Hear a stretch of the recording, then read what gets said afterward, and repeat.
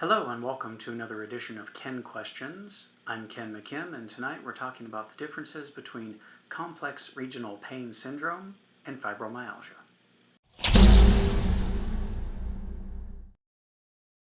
Now this video is in response to a request I had from some of my viewers who actually have CRPS and who asked me to clarify the differences between CRPS and fibromyalgia, because apparently there are some people that like to lump these two diseases together as being the same thing, and they are really not. So I'm just going to highlight some of the defining characteristics of each disease for you here in this video so that you can better differentiate between the two, okay?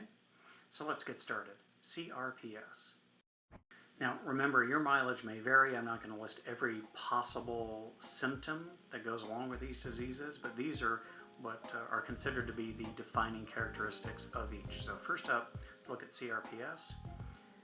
CRPS, there's a continuous burning or throbbing pain in a limb after trauma or injury.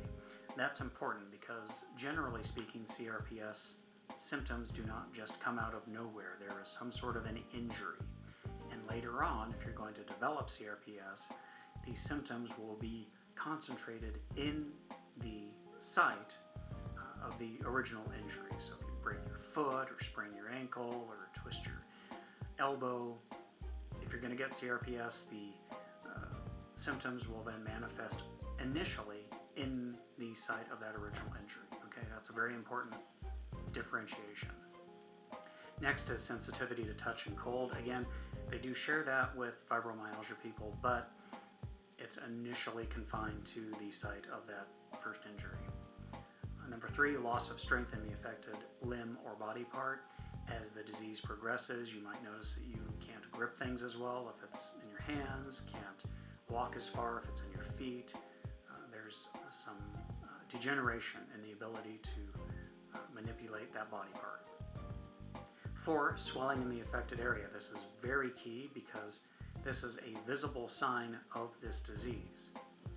A lot of diseases like fibromyalgia don't have any outwardly visible manifestations of what's going on in the body, which makes it very frustrating for them. At least for CRPS patients, they can point to the swelling area and say, this is what I'm talking about.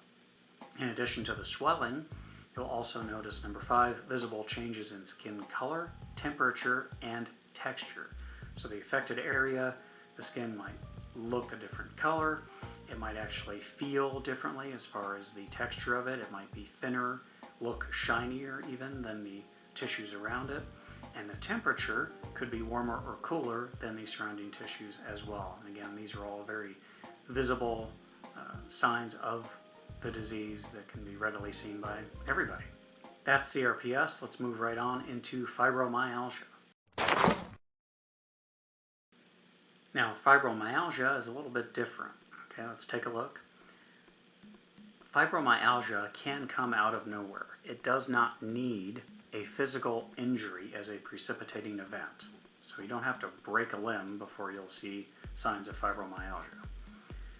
Fibromyalgia, almost from the very first onset of symptoms, tends to be widespread, meaning pain on both sides of the body and at points above and below the waist.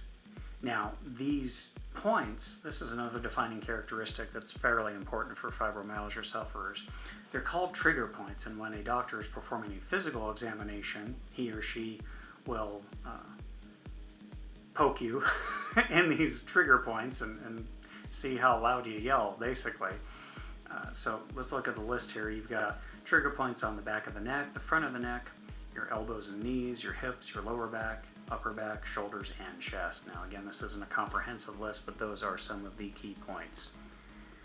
You also have a symptom unique to fibromyalgia, although every chronic pain sufferer feels this to a certain extent. It's called fibrofog, though, and it basically affects the sufferer's ability to retain information and to concentrate on even routine tasks for any length of time. Now, they also share the chronic burning and throbbing pain, also skin crawling and numbness and headaches. That's a big problem for people who suffer from fibromyalgia. You'll notice that a lot of them have not only sleep disorders, but they have migraines and or cluster headaches as well. As if just having fibromyalgia wasn't enough, right? And then last is sleep. Sleep is non-restorative and frequently interrupted by the pain they're experiencing.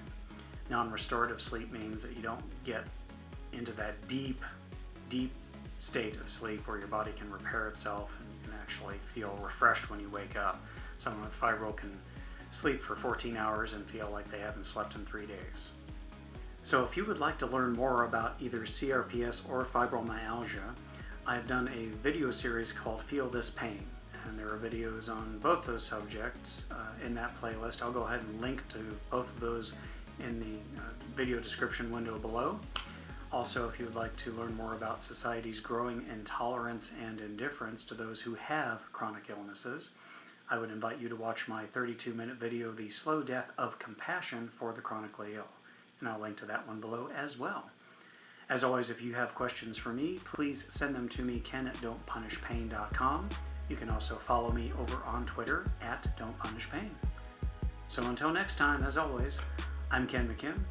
You take care.